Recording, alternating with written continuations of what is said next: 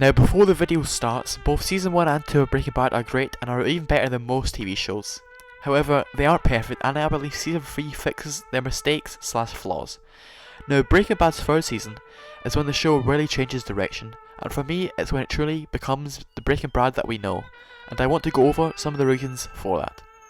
First off, for me at least, it's much more focused. Straight away it's clear what story's focusing on this season, being Walt's deteriorating relationship with Skyler due to the fact she knows about him being a drug dealer. You're a drug dealer.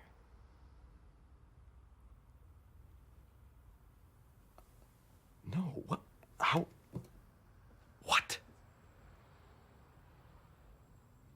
And now the inclusion of Gustavo Fring, who really makes this season interesting with his power and control over Walt and his actions. A man provides for his family. This costs me my family. When you have children, you always have family. They will always be your priority, your responsibility. And a man provides. Meanwhile, season 2 and 1 were mostly focused on an array of things, from Tuco's death and the aftermath to Jesse's relationship with Jane and Walter trying to get a meth distributor. All the while the show, while great, has a much more bottle episodes in that season, thus feels much more unfocused. Next is the grounded nature. Now season 2 has a very famous scene in which a plane crash happens, and it's Walt's fault. When an ambitious idea, it to me doesn't really work and almost seems a little bit too far-fetched for the series, thus they grounded it much more in the next season.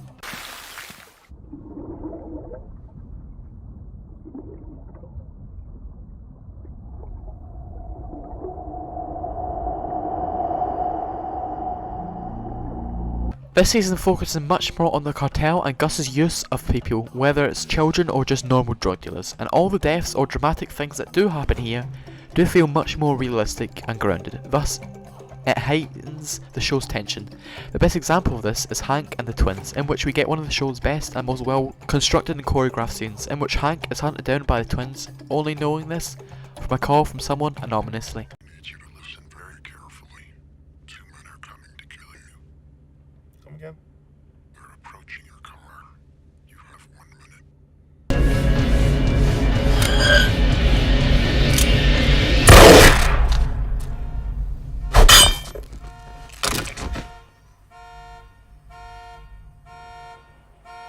Next is having some of the show's best scenes, from Hank punching Jesse to the show's incredible cliffhanger ending to Hank threatening Walt, a scene in which later becomes even better with the context of Better Call Saul, to probably the best scene in terms of acting, wherein a beaten up Jesse lets out his frustrations onto Walt.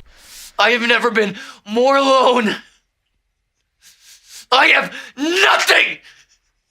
No one. Alright, it's all gone. Get it? No. Why? Why would you get it? And because of this, and the frequent amount of these scenes, it makes the show flow much better. Hooks you in more, thus allowing for you to want to continue watching or binging. While season 2 and 1 did have this somewhat, it did feel like sometimes both seasons were dragging on a little bit. And of course, season 3 does not have this scene of Skyler. Happy birthday to you. Happy birthday to you. Happy birthday. Next is the Fly episode. Now this is possibly the most controversial episode in TV history due to the fact that most people are split on it, as on the surface it is almost a useless bottle episode used to save money. However, it is an interesting episode as what it tells us about the characters, Walt's paranoia about his meth getting contaminated by a fly, which could represent his fear of his secret getting out, or his perfectionism. His transformation into Heisenberg, as the obsession with the fly means Walt shuts down the production in order to finally deal with it, which ends up being Jesse dealing with it, while Walt sleeps, which clearly telling the audience that Jesse contributes so much to their partnership with Walt, and the fact it will never be appreciated by Walt.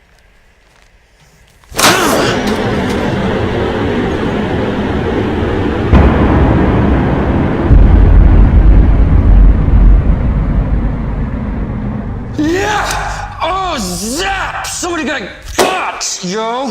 And finally, adding to ideas. Now of course Saul and Gus and Mike were in the last season, however they are added on to massively in this season.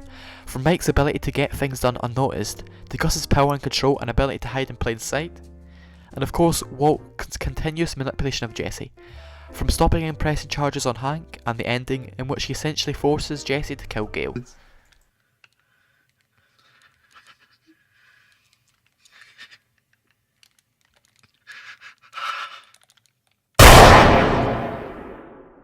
All really add to the show and are key elements that all make this season great and allow the next 2 seasons, which are the show's best, allowed to and become the best. So, in conclusion, season 3 of Breaking Bad in some ways really is what Breaking Bad is starting to become. The feared show that it is, and in my opinion, in a weird way saved the show from being good/great to a phenomenal and generational all-time classic.